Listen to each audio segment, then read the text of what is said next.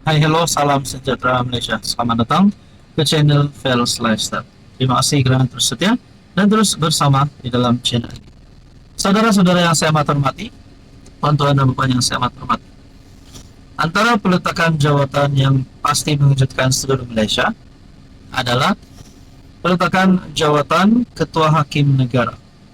Bila perkara ini berlaku, kita pun tidak tahu, kita nantikan saja. Tapi sudah pasti kepada mana-mana individu yang memegang jawatan ini adalah individu yang terpilih dan tidak semua orang boleh melakukan tugas yang besar dan berat ini, tanggung jawab yang berat ini. Tapi pada akhirnya sampai masa nanti akan ada ketua hakim negara yang bakal dilantik.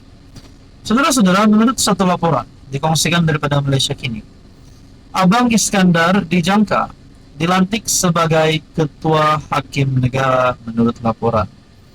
Presiden Mahkamah Rayuan Abang Iskandar Abang Hashim dijangka akan dilantik sebagai Ketua Hakim Negara yang baru, menggantikan Tengku Maimun Tuan Mat yang dijadwalkan bersara pada Jun ini. Pelantikan itu nampaknya strategik kerana pada masa ini tiada orang Sarawak lain yang mungkin hampir menjadi hakim tertinggi dalam masa terdekat, kata sumber seperti dipetik FMT. Sumber itu turut mendakwa Hakim Mahkamah Persekutuan Ahmad Teriuddin Saleh yang merupakan hakim paling junior dalam kalangan 10 hakim Mahkamah Persekutuan dijangka akan menggantikan Abang Iskandar sebagai Presiden Mahkamah Rayuan. Teriuddin 57 dilantik sebagai Hakim Mahkamah Persekutuan pada November lalu. Abang Iskandar yang akan mencapai usia persaraan wajib bagi hakim yaitu 65 tahun pada 1 Julai ini dijangka akan menerima berlanjutan tempo perkhidmatan selama 6 bulan oleh Yang di-Pertuan Agong. Menurut Undang-Undang Suruhanjaya Pelantikan Kehakiman JSC, mesti mengemukakan senarai calon bagi jawatan tertinggi itu kepada Perdana Menteri. Perdana Menteri selaras dengan perkara 122B Perlembagaan Persekutuan kemudian akan memberikan nasihat kepada Yang di-Pertuan Agong berkenaan perkara itu. Perkara itu juga memperuntukkan Agong untuk bertindak berdasarkan nasihat Perdana Menteri selepas berunding dengan Majlis Raja-Raja. Namun Perlembagaan Persekutuan tidak memperuntukkan Perdana Menteri untuk merujuk kepada Ketua Hakim Negara sedia ada dalam pemilihan penggantinya. Menjunjung kebebasan kehakiman, pada Januari lalu, Tengku Maimun menyuarakan keyakinannya bahawa Anwar akan terus menjunjung kebebasan badan kehakiman. Saudara-saudara, apa komen Anda? Hello, salam sejahtera Malaysia. Selamat datang ke channel Fels Lifestyle. Terima kasih kerana terus setia dan terus bersama di dalam channel ini. Saudara-saudara yang saya amat hormati, sebelum ini kerajaan Anwar Ibrahim, kerajaan ada mengumumkan bantuan ataupun wang ihsan RM 30 juta dan juga duit raya yang dijanjikan Anwar pada pesawat. Ini satu soalan yang dikeluarkan daripada ahli parlimen ataupun daripada kepimpinan wakil rakyat, bukan ahli parlimen, tetapi daripada Adun Kota Siputeh Muhammad Ashraf Mustaqim Badrul yang mendesak kerajaan untuk menunaikan janji untuk menyalurkan peruntukan sebanyak RM 30 juta kepada pesawat. Mungkin mereka sekarang mempunyai peluang untuk menyerang Anwar, tapi bagi saya Anwar Ibrahim, apa yang beliau umumkan itu pasti akan dilakukan. Sebelum ini PM Anwar Ibrahim mengumumkan peruntukan itu yang dikatakan dipersetujui padi beras nasional berhad ataupun bernas dengan separuh daripada jumlah berkenaan diberikan lebih awal pada pesawat sebagai persiapan menyambut Ramadan dan Syawal. Aidilfitri telah pun memasuki hari kelima 5 Syawal 2025. Namun sehingga hari ini tiada sesen pun sumbangan ihsan yang dijanjikan PMX Anwar Ibrahim diterima pesawat. Oke, ini adalah soalan beliau.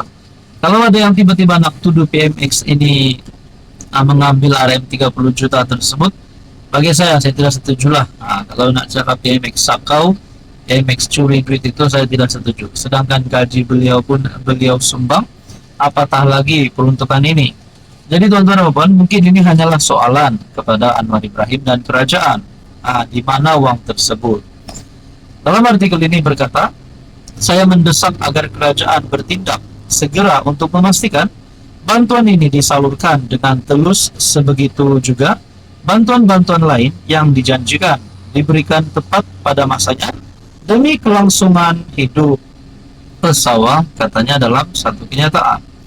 Ashraf berkata, PM mengumumkan bantuan wang ihsan itu pada 13 Februari lalu setelah gagal menetapkan harga belian padi pada RM 1.800 bagi setiap tan metri.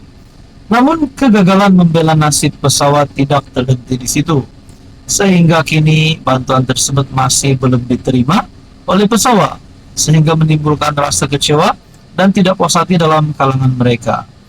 Pada Januari lalu, lebih 200 pesawat dari seluruh negara berhimpun di hadapan Ibu Pejabat Kementerian Pertanian dan Keterjaminan Makanan di Putrajaya bagi membantah rang undang-undang kualiti benih tanaman dan menuntut supaya harga lantai padi dinaikkan daripada 1.300 setan kepada 1.800. Halo semua, salam sejahtera Malaysia. Selamat datang ke channel Fels Lifestyle. Saudara-saudara yang saya hormati, terima kasih kerana terus setia dan terus bersama di dalam channel ini. Tuan-tuan dan puan-puan, ada yang mungkin tertanya-tanya, apakah berlaku dalam hubungan Anwar dan Zahid?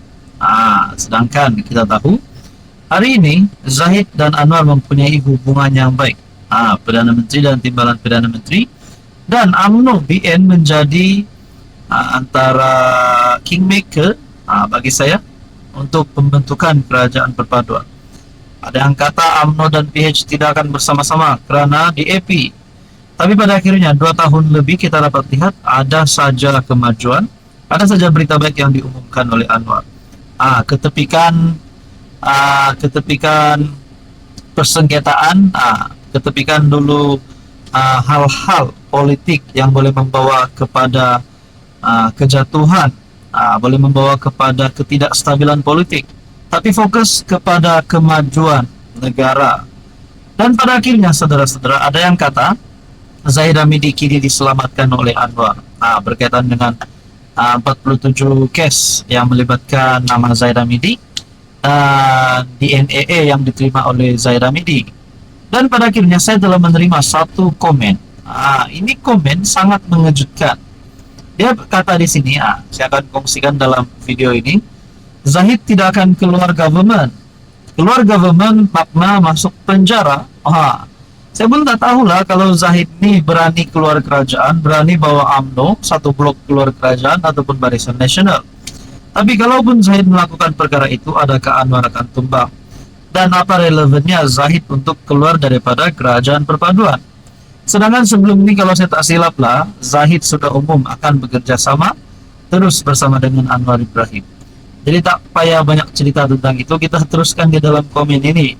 Kalau Zahid keluar government, keluar kerajaan, maknanya Zahid akan masuk penjara kah?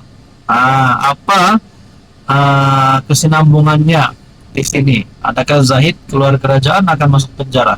Jadi mungkin berita ini kita boleh beri tajuk berita masuk penjara untuk Zahid Hamidi. Tapi kita harap semua baik-baik saja. Kita harap siapa yang bersalah kenalah dikenakan tindakan undang-undang. Saudara-saudara, apa komen Anda?